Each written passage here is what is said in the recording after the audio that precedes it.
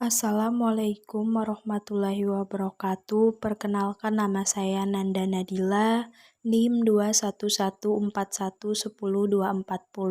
dari Prodi Perbankan Syariah, Fakultas Ekonomi dan Bisnis Islam.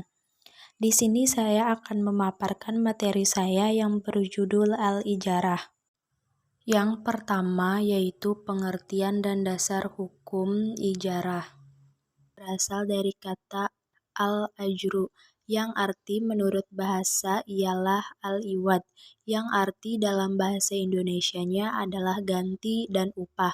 Sedangkan menurut Rahmat Syafi'i, dalam fikih muamalah ijarah adalah menjual manfaat. Dalam pembahasan ilmu fikih, sewa dan upah disebut ijarah. Adapun sewa ialah imbalan atau ganti rugi bagi manfaat yang diterima dari suatu barang milik pihak lain. Sewa disebut juga al-ijarah, al-ain yang berkaitan dengan benda atau barang yang jelas wujudnya dan jelas manfaatnya, misalnya menyewa rumah, kendaraan, dan sebagainya. Adapun dasar hukum al-ijarah ada beberapa bagian, yaitu Al-Quran, hukum.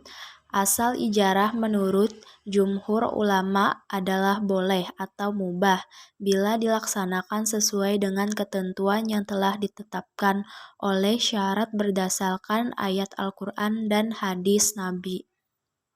Selanjutnya yaitu rukun dan syarat ijarah. Rukun dan syarat ijarah.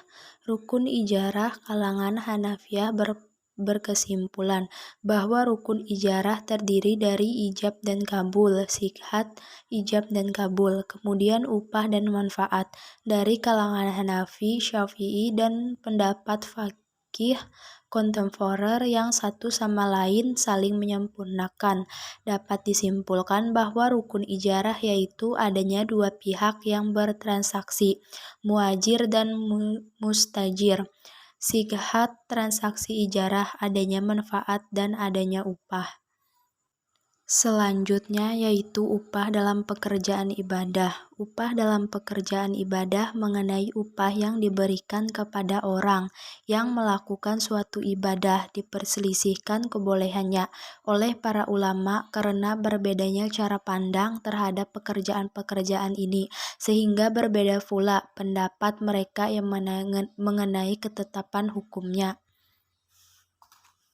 Selanjutnya yaitu pembatalan dan berakhirnya ijarah. Penyewa pertama boleh menyewakan lagi dengan harga serupa pada waktu ia menyewa atau kurang sedikit atau bahkan lebih mahal dari harga penyewa pertama. Hal ini boleh-boleh saja dilakukan. Pembatalan dan berakhir ijarah. Ulama Hanafiyah berpendirian bahwa akad ijarah itu bersifat mengikat, tetapi boleh dibatalkan secara sepihak apabila terdapat uzur dari salah satu pihak yang berakad seperti salah satu pihak wafat atau kehilangan kecakapan bertindak dalam hukum.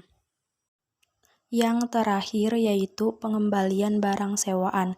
Pengembalian barang sewaan, penyewaan kewajiban mengembalikan barang sewaan jika barang itu berbentuk barang yang dapat dipindahkan atau barang bergerak seperti kendaraan, binatang, dan sejenisnya. Ia wajib menyerahkan langsung pada pemiliknya. Dan jika berbentuk barang yang tidak dapat berpindah atau barang yang tidak bergerak seperti rumah, tanah, bangunan, ia mewajibkan menyerahkan kepada pemiliknya dalam keadaan kosong seperti keadaan semula. Mungkin itu saja pemaparan dari materi saya. Kurang dan lebihnya saya mohon maaf. Wassalamualaikum warahmatullahi wabarakatuh.